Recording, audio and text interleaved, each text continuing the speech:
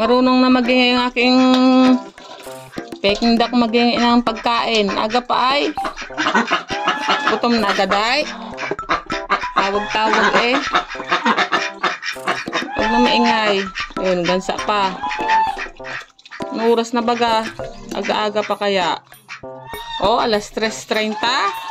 Ay, aruy. Salamat sa itlogan. Nag-itlog na rin. Kaso hindi ko alam kung sino sa inyo hindi nag-itlog na isa. Kaya na kayo. Nahiya pa kayo ay. Sino yung hindi pa nag-ayon ng isa? O, parang mag-itlog na yun. O, baba na yung puwet ay. Oo.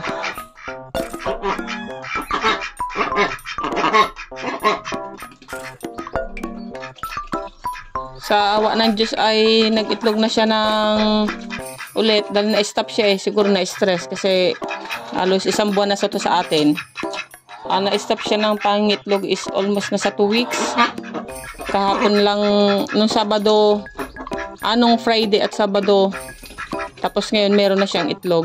Naka 3 days na. Kaso isa lang, hindi ko alam kung sino yung hindi nag-itlog na isa. Look kayo ha?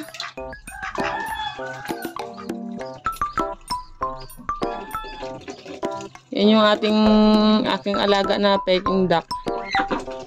Yung sisiw ko na 15 ba yun? O 16? Lilima ang natira. Nilapa. Hindi ko alam kung sino nagkain. Nakakainis. Ito lang yung guys, yung natira sa akin sisiw. Tingnan natin ng Peking duck. Yan yun yung lalaki. Lalaki to.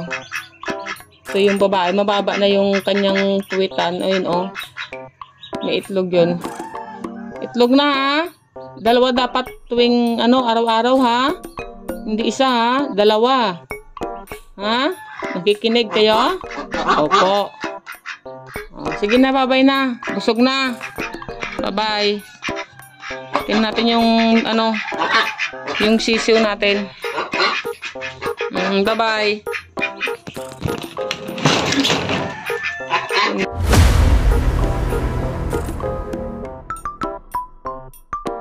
Nilagay ko dito nung gabi pagkagising ko is 6.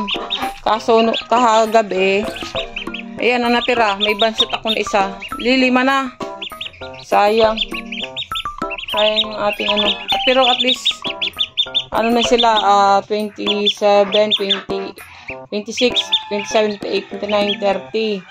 Lang ngayon 7. Ibig sabihin is 11 days na sila guys. Ayan. Ayun, bansot ko isa. May maliit ako. Yan yung aking alagang Peking duck. Ayun lang guys. Hindi ko pa certified kung sino dyan, ilan ang babae or ilan ang lalaki ha. Busog na busog ang butsi Nakahang yung kanilang kulungan muna kasi masyadong madaga. Yun lang guys. Bye-bye. Bye-bye. Happy Sunday. September 7, 2025. 3:30 ng hapon. Bye-bye. Bye-bye.